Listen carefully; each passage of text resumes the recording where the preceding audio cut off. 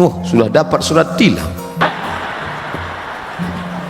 Ternyata bicara di depan para ahli Al-Quran itu tak terasa waktu mengalir, karena setannya nggak ada.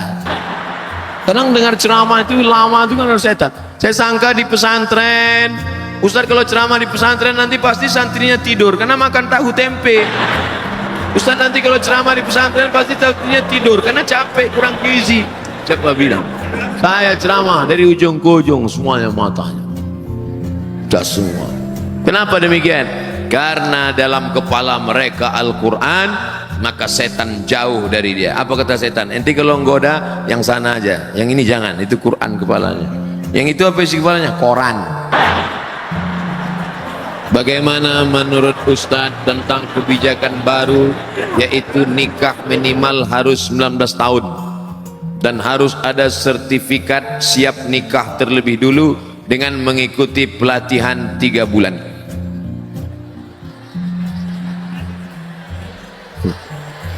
Saya bicara masa depan Indonesia, dia cerita nikah. Kalau saya tahu nikah itu lebih banyak baiknya daripada mudaratnya, kalau saya tahu nikah cepat itu bagus, pagi khitan siang nikah.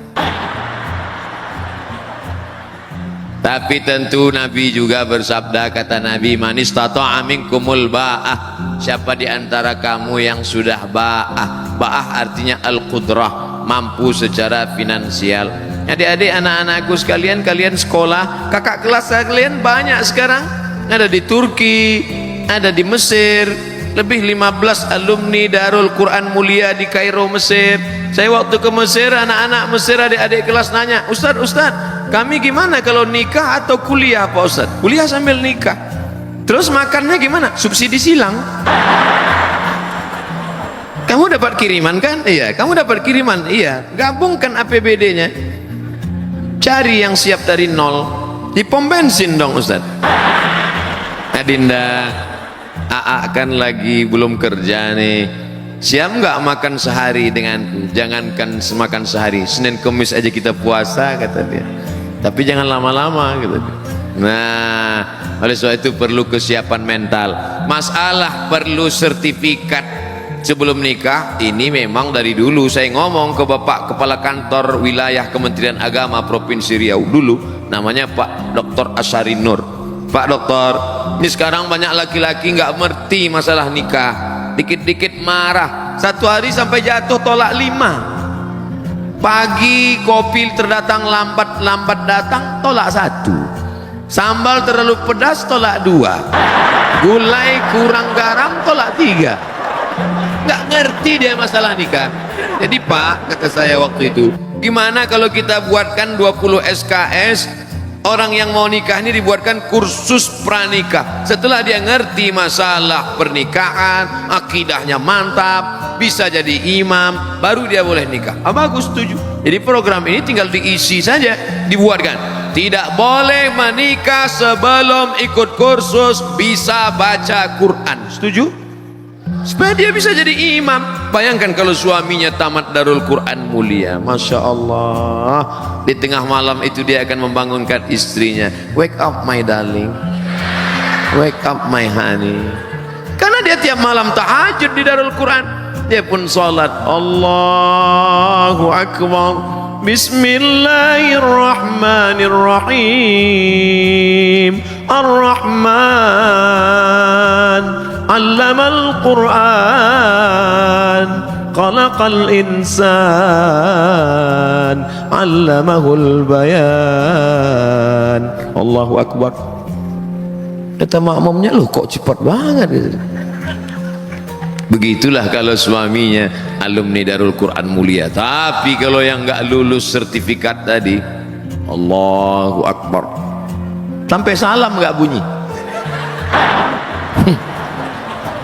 Imam silent. Na'udzubillah. Tapi masih syukur masih mau tahajud. Nah, jadi ini kita isi saja. Pelatihan 3 bulan bagus, tapi isinya harus diisi dengan pesan-pesan Islami. Suaminya pandai baca Quran, suaminya mesti sholat, ngerti masalah hukum tolak rujuk li'an khulu, ngerti masalah pembagian harta warisan. Ini banyak sekarang anak-anak kita yang perempuan ditipu, dibodohi sama suami yang nggak ngerti agama ini. Istriku, sejak kamu jadi suami, sejak kamu punya suami aku, maka segala surat tanahmu, surat mobilmu, semuanya milik aku, karena sorgamu di bawah tapak kaki. Ini pembodohan luar biasa. Oleh sebab itu 3 bulan pelatihan ini harus diisi dengan nilai-nilai kebangsaan, nilai-nilai keagamaan. Maka ini bagus sekali. Assalamualaikum Ustaz. Waalaikumsalam. Semoga antum selalu dalam lindungan Allah ya. 2150 santri mendoakan saya menembus pintu-pintu langit. 2150 santri mendoakan, dari yang kecil-kecil tadi. Yang kecil-kecil malah manggil Ustaz. Ya kan? Anak-anak yang tak berdosa itu. Afwan Ustaz mau nanya, gimana hukumnya akhwat sholat pakai baju gamis, sedangkan familiarnya suka pakai mukena? Mukena itu cuma ada di Indonesia. Di Mesir nggak ada mukena. Antum capek nyari mukena di Maroko, nggak akan ketemu. Jadi pakaian dalam Islam itu tidak diatur oleh fashion style, tapi yang diatur adalah sifatnya. Sifat pakaiannya longgar, menutup aurat, maka dia sudah boleh dipakai untuk sholat. Tidak dilihat kainnya, walaupun kainnya terbuat dari jeans, kain jeans, tapi longgar. Kainnya jeans tapi longgar, lebar, karena tidak diatur kainnya terbuat dari apa. Oh, nggak boleh pakai jeans Pak Ustaz, sholat pakai jeans nggak batal. Mana dalilnya? Ini minal jinnati wan nas. Enggak benar ini. Nah, jadi jin yang nggak boleh itu kan jin sempit. Jin sempit yang sampai darahnya pun nggak mengalir. Dipakai jam 8, jam 9 pucat. Tertahan darah. Sampai menjerit itu paha. Tolong. Tolong, itu yang nggak boleh. Coba lihat pakaian perempuan Jepang kimono. Kalau ada orang Jepang masuk Islam mu'alaf, sholat dia pakai kimono, tertutup semuanya, longgar, sah sholatnya. Begitu juga dengan waktu saya dulu ceramah tinggal di hotel waktu di Taiwan. Sebenarnya saya mau ngasih tahu saya ceramah di Taiwan. Jadi saya lihat di dinding hotel itu ada gambar perempuan Cina, saudara kita Tionghoa, tapi yang zaman-zaman dulu ternyata bajunya panjang. Nonton nggak sinetron siluman ular? Itu bajunya panjang. Lama saya perhatikan, tinggal pakai jilbab aja dia. Panjang, longgar, tutup aurat. Tinggal pakai jilbab aja sah untuk sholat. Ya, jadi agama Islam. Ya ayuhan nabi, wahai Muhammad SAW, qul li azwajika, katakan kepada istrimu, wa banatika, anak perempuanmu, wa nisa'il mu'minin, perempuan yang beriman. Bagaimana? Yudnina alaihinna min jalabibihinna, panjangkanlah kain. Karena dulu mereka orang jahiliyah pakai kain, kepalanya ditutup, lehernya kelihatan, pakai ke bawah tapi betisnya kelihatan. Turun ayat, turunkan leher tutup dan betis tutup sampai bawah, maka sholat dia dengan demikian, sholatnya sah. Nah, ini tentang masalah menutup aurat. Apa ancaman bagi orang yang mengabaikan hafalan Quran sebagai peringatan bagi para hufaz untuk selalu menjaga hafalannya? Orang yang melupakan bacaan Quran nanti bangkit di padang mahsyar giginya hilang dalam keadaan ompong. Tapi hadisnya dhaif, tidak bisa dijadikan sebagai dalil dalam masalah akidah. Tapi hadis yang kuat tentang menyia-nyiakan hafalan Quran adalah termasuk bagian dari menyia-nyiakan agama Allah. Karena kata Nabi, taraktu fikum amraini, aku tinggalkan pada kamu 2 perkara. In tamassaktum bihima, kalau kamu pegang yang 2 ini, lan tadillu abada, kamu tidak akan sesat untuk selamanya. Kitab Allah, Al-Quran wa sunnati. Maka siapa yang menghafal Al-Quran berarti dia sudah menegakkan agama Allah, dan siapa yang melupakan berarti dia sudah merobohkan agama Allah. Oleh sebab itu, jangan gara-gara ini malah jadi takut menghafal Quran. Justru hafal terus dan terus mulazamah, terus istiqamah, ulangi hafalan, jaga hafalan, jaga pandangan mata. Syakautu ila waqi'in, aku melapor kepada Imam Waqi' su'a hifzi, tentang hafalanku yang jelek. Fa arsyadani ila tarkil ma'asi, Imam Waqi' memesankan padaku tinggalkan perbuatan maksiat. Li'annal ilma nurun, karena ilmu adalah cahaya. Wa nurullah la yuhda lil 'asi, tak mungkin Allah memberikan hafalan Quran pada orang yang kepalanya banyak perbuatan maksiat. Oleh sebab itu, ghaddul basar, tundukkan pandangan, jaga kehormatan kemuliaan. Mudah-mudahan Allah menguatkan hati hafalan anak-anakku sekalian. Amin ya rabbal alamin. Apa pendapat, bagaimana tanggapan Ustadz tentang kaum Freemason? Freemason Yahudi, tidak membawa agama, tapi yang dibawanya adalah pemikiran pluralisme, semua agama benar, semuanya selamat. Jangan tanya akidahnya, yang penting orangnya baik, yang penting orangnya sopan. Jangan tanya agama, jangan tanya akidah. Dalam Islam justru lain asyrakta, kalau kau syirik la yahbatanna amaluka, semua amalmu tidak bermakna. Wa qadimna ila ma amilu min amalin, semua amal kamu nanti akan didatangkan, ini sedekahmu, ini wakafmu, ini infakmu, tapi kemudian dijadikan amal itu haba'am mansura, seperti debu yang dihembus angin. Dalam Islam pokok pangkal pertama yang penting adalah akidah. Dalam Islam baik pun orang kalau akidahnya tidak benar. Wa may yabtaghi ghairal islami dina, siapa yang mencari agama selain daripada Islam, falan yuqbala minhu, dia tidak akan diterima, wa huwa fil akhirati minal khasirin. Laki-laki kalau mau mencari perempuan yang dilihat agamanya, tungkahul mar'atu li arba', perempuan dinikahi karena 4, 5 diha karena hartanya, wali asabiha karena keturunannya, wali jamaliha, beautiful. Tapi yang dipandang, coba lihat yang keempat, fazfar bidzatid din, lihatlah agamanya, taribat yadaka, kau akan selamat. Perempuan kalau memandang laki-laki, walinya, bapaknya, kakeknya, abangnya, adiknya, pandang laki-laki apa? 2, idza ja'akum man tardawna dinahu, kalau kau lihat ada laki-laki baik agamanya, wa khuluquhu, baik akhlaknya, fazawwijuhu, nikahkan anakmu, adikmu dengan dia. Yang pertama dilihat dari laki-laki agama, yang dilihat dari perempuan agama. Jadi sekarang kalau ada Freemason mengatakan agama nggak penting, yang penting dia orangnya baik, yang penting gajinya besar, yang penting mobilnya mewah. Oh, nggak bisa begitu. Iya kalau mobilnya cash, kalau kredit. Ustadz, jika kita punya utang, wah ini udah cerita utang nih, belum dibayar. Ketika kita ingin membayarnya, kita tidak tahu di mana orangnya berada. Alhamdulillah. Bagaimana cara kita untuk membayar utang tersebut? Cari dia. Gimana nyarinya Pak Ustadz? Google.com. Sekarang dengan adanya teknologi mudah sekali mencari. Saya berapa kali cari teman SD, teman sekolah, teman pesantren, saya cari di FB ketemu. Efek positifnya bisa silaturahim, tapi ada juga efek negatifnya. Banyak yang CLBK, cucian lama belum kering. Tadi saya buat undangan reuni. Ustaz Somad tolong umumkan acara reuni anak SMEA. Hai saudara-saudara alumni SMEA sekolah anu, jangan lupa hadiri reuni pada tanggal sekian. Reuni tetap sambung silaturahim, awas jangan CLBK, waspadalah. Nah, oleh sebab itu reuni-reuni bagus, ya kan? Iya kata anak Ustaz. Nah, cari dia. Kalau sudah dicari nggak juga ketemu ahli warisnya, ternyata dia sudah meninggal, anaknya ada, bayar ke anaknya. Anaknya juga nggak ada lagi Pak Ustaz. Maka hitung berapa hutangmu dulu, hitung menurut harga emas tahun 80 1 gram berapa. Kalau 1 gram sekarang 500.000, ikut dulu kamu hutangnya berapa. Kalau dihitung emas 2 gram Pak Ustaz, waktu itu berapa? 25.000. Sekarang 2 gram emas sudah 1 juta. Jangan bayar 25.000, karena 25.000 sekarang dengan dulu inflasi, harga tidak stabil. Yang stabil itu emas.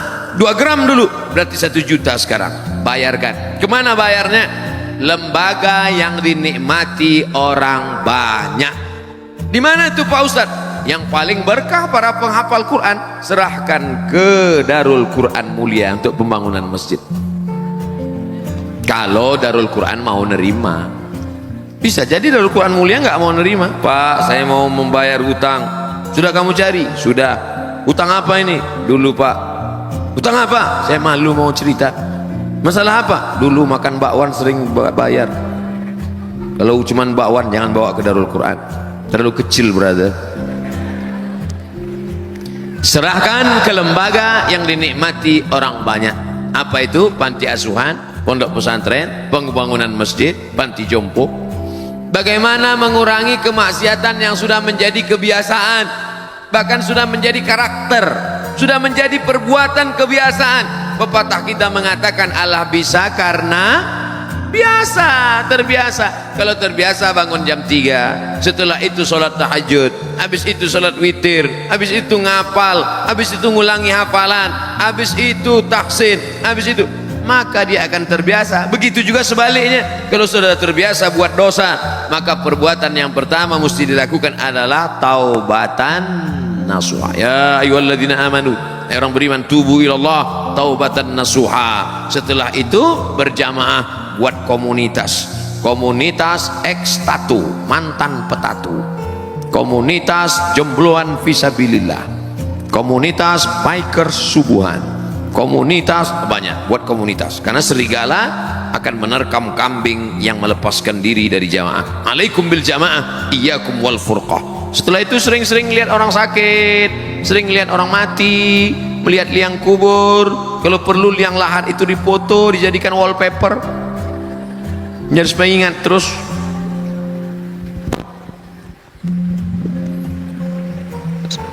Menyikapi konflik Suriah, ketika kita berdoa, kita harus berdoa seperti apa? Soalnya perang melibatkan pihak yang sangat banyak, kita tidak jelas. Allahumma ansuril Islam wal muslimin, tolonglah saudara kami orang Islam muslimin. Waqdulil kafarata wal musyrikin, hinakan orang kafir dan orang musyrik. Allah mansur ikhwanana al-mujahidin al-mustad'afina fi Palestin wa fi Suriah wa fi Rohingya wa fi Uyghur. Doanya begitu, minta tolong hamba-hamba Allah yang teraniaya. Dan jangan sangka Allah itu robot. Nah, ini perlu akidahnya benar. Masa iya Allah tak bisa membedakan mana hak, mana batil, mana orang betul, mana orang batil? Jadi jangan sangka salah, nanti salah alamat doa saya Pak Ustaz. Enggak, minta sama Allah menolong mustad'afin yang teraniaya, Allah menolong orang yang lemah, Allah menolong orang yang terzalimi. Sudah muncul Imam Mahdi, apa betul Pak Ustaz? Ketika Habib Umar bin Hafiz datang 2 tahun yang lalu, kebetulan saya ikut dialog, diminta sebagai pembawa acara. Ada yang nanya, Habib Umar, ya Imam Mahdi udah lahir apa belum? Kata Habib Umar, ente nggak perlu cari-cari kampungnya di mana, dia udah lahir apa belum, di rumah sakit mana, tahun berapa. Yang perlu dipersiapkan adalah iman dan amal soleh, supaya bisa membedakan mana yang asli, mana yang palsu. Man qara'a surat Al-Kahfi, siapa yang baca surat Al-Kahfi yaumal Jumu'ah, hari Jumat, sore Jumat, petang Jumat, malam Jumat, adha'alahu min nur, Allah berikan dia cahaya ma bainal jumu'ataini. Siapa yang menghafal awal 10 surat Al-Kahfi di Darul Quran Mulia, mereka bukan menghafal awal Al-Kahfi, ujung Al-Kahfi, bukan cuma malam Jumat, tiap hari mereka membaca. Maka andai datang nanti mengaku-ngaku Imam Mahdi, datang nanti Dajjal, maka yang paling bisa membedakan insyaallah anak-anakku dari Darul Quran Mulia. Amin. Kenapa mereka bisa membedakan? Karena mereka diberikan cahaya oleh Allah. Man lam yaj'alillahu lahu nuran fama lahu min nur. Siapa yang tidak diberikan cahaya, maka tak mungkin dia bisa membedakan. Makanya di antara doa Nabi, Allahumma ja'al fi qalbi nura wa fi sam'i nura wa fi basari nura wa an yamini nura wa min yasari nura min amami nura min khalfi nura min fawqi nura min tahti nura. Kenapa minta cahaya? Supaya bisa membedakan mana Al-Masih asli, mana Al-Masih Dajjal, mana Imam Mahdi, mana Imam Mahadi. Banyak sekarang ngaku-ngaku Imam Mahdi, macam-macam bentuknya. Minta baiat, baca tuh di koran, coba cari nanti di internet, ngaku Imam Mahdi. Banyak sekali. Baik di Imam Mahdi internasional maupun Imam Mahdi lokal. Iya, ada itu. Tawaf dia di Makkah, minta baiat. Minta baiat di samping Ka'bah, ditangkap sama polisi Masjidil Haram. Masa iya Imam Mahdi bisa ditangkap? Tentang Al-Quran dan musik, Saya pernah baca tulisan semakin banyak musik, semakin banyak lagu musik yang kita hafal, semakin banyak hafalan Quran kita yang hilang. Apa betul itu Pak Ustadz? Musik yang melalaikan. Wa minan nasi may yashri lahwal hadis. Ada sebagian manusia membeli lahwal hadis. Lahwal hadis yang dimaksud itu kata Imam Mujahid. Mujahid itu murid dari Imam Abdullah bin Abbas. Abdullah bin Abbas adalah murid Nabi Muhammad SAW yang banyak riwayatnya dalam tafsir Imam Abu Ja'far Ibnu Jarir At-Tabari. Murid Ibnu Abbas itu Mujahid, Ad-Dhahhak, Ikrimah, paling banyak riwayat. Karena doa Nabi untuk Abdullah bin Abbas, Allahumma faqihhu fiddin wa 'allimhu ta'wil. Makanya disusunlah tafsir Tanwirul Miqbas, kumpulan tafsir Abdullah ibn Abbas. Abdullah bin Abbas radhiyallahu anhuma. Nah, apakah musik bisa melalaikan hati dalam Al-Quran? Dari Al-Quran? Ya. Karena kalau orang hafal lagu itu pasti terngiang-ngiang dia. Saat mau tidur malam, ayatnya kalah. Yang diingat itu musik pas mau tidur malam.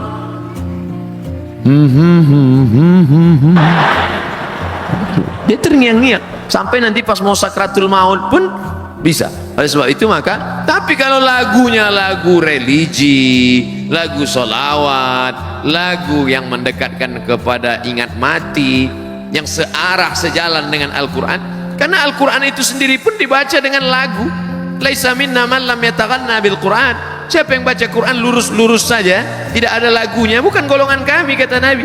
Makanya para ulama membolehkan memasukkan bayati, soba, sika, nahawan, jaharka, ras. Itu tadi qori kita, itu kan pakai lagu itu. A'udzubillahi minasyaitonir rajim. Bismillahirrahmanirrahim. Itu pakai lagu. Gimana baca Quran enggak pakai lagu? Alhamdulillahirabbil alamin. Yang enggak boleh itu lagu yang mengajak pada perbuatan maksiat, selimut tetangga, cinta satu malam. Apa ini lagu? Mengajak pada perbuatan zina. Tapi kalau lagunya ingat mati, lagunya mengingatkan kepada Rasul, lagunya pula Al-Quran, Allahumma rahamna bil Quran, itu ada lagunya. Azan aja pakai lagu, azan itu pakai lagu. Allahu Akbar, Allahu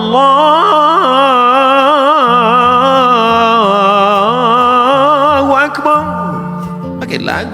Gimana azan nggak pakai lagu? Allahu Akbar, Allahu Akbar. Itu bukan azan, ngamuk.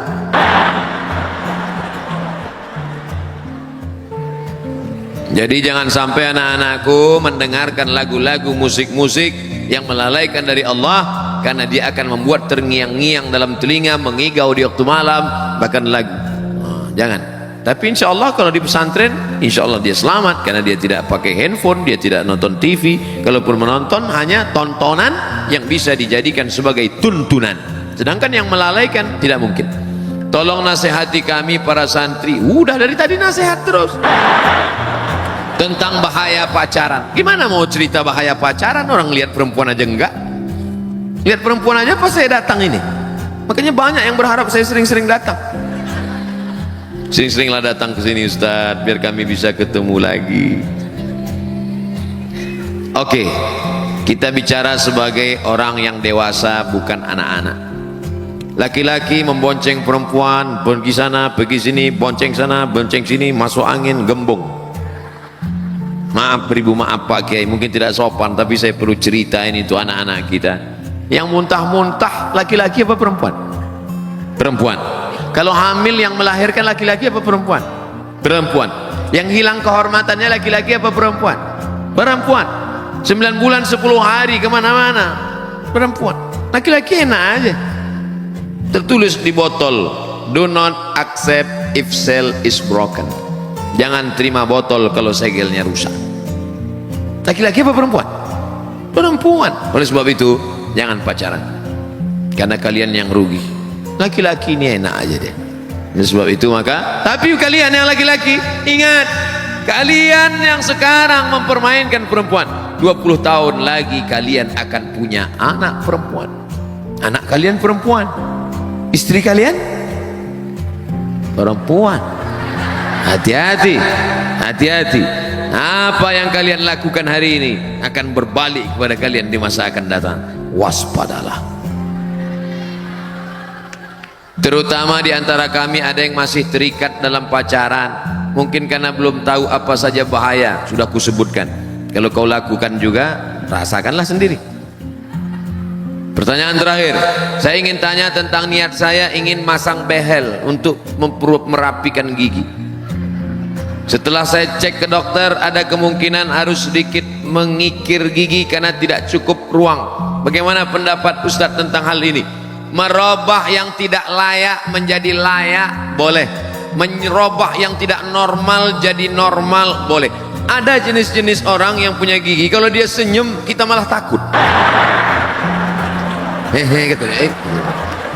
Nah, yang begitu itu boleh dia robah. Tapi yang sudah bagus, yang sudah normal, malah diotak-atik sehingga menjadi abnormal, masuk dalam kategori 5 hadis riwayat dari sahabat Nabi as-sahabi al-jalil Abdullah ibnu Mas'ud radhiyallahu an. La'anallahul wasimat, Allah melaknat tukang buat tato, wal mutasimat, minta buatkan tato, wal mutanammisat, mencabut, ini alis apa bulu mata, mencabut alis, mengotak-atik alis, wal mutafallijat, mengotak-atik gigi, wal mughayyirat, yang kelima lil husni, merubah ciptaan Allah untuk merasa lebih cantik. Setan mempermainkan dia. Kata setan, masukkan kresek ke wajahmu, dagu panjang, isinya kresek. Enggak kresek Ustaz, silikon. Silikon itu kan plastik, kresek. Makanya kalau diperiksa wajahnya itu cuma 5% yang daging, lain kresek. Dagu plastik, hidung plastik. Suntik 2 bulan pertama cantik, masuk bulan ketiga dagu turun, hidung turun, tinggal lo ambil sapu lidi, nenek sihir. Sampai ini apa nama yang di ujung ini? Bulu mata. Ini pun plastik juga, lentik plastik. Ada orang bakar sampah, layu. Panas. Apa ini? Biarlah engkau cantik karena bekas air wudhumu, engkau cantik karena cahaya Al-Quran dari matamu, engkau cantik karena bekas solat tahajud. Siapa yang solat tahajud di waktu malam, cahayanya dijaga Allah sampai di waktu siang. Loh, itu anak alumni Darul Quran Mulia itu kok bercahaya wajahnya? Iya, bekas air wudhu. Emangnya aku tayamum? Oleh sebab itu maka orang yang selalu mengotak-atik wajahnya, sobek di sini, suntik di sini, isi di sini, itu dipermainkan setan. Wala udillannahum, aku sesatkan, wala umanniyannahum, aku buat mereka berilusi, berhalusinasi, engkau makin cantik, engkau lebih cantik, engkau lebih cantik. Tapi sebenarnya dia saja yang merasa cantik, orang melihat dia malah takut. Saya melihat orang pakai operasi itu malah wajahnya mengerikan, menakutkan. Coba lihat di internet contoh beberapa artis barat bule yang wajah di hari tuanya amat sangat menakutkan akibat dari merubah-rubah ciptaan. Tapi kalau hanya memperbaiki dari yang tak layak menjadi layak, face off bagi yang kebakaran, nauzubillah, habis kena api, maka dioperasi menjadi layak, boleh, tidak termasuk dalam wal mughayyirat lil husni. Mudah-mudahan kajian kita malam ini menjadi amal soleh insyaallah.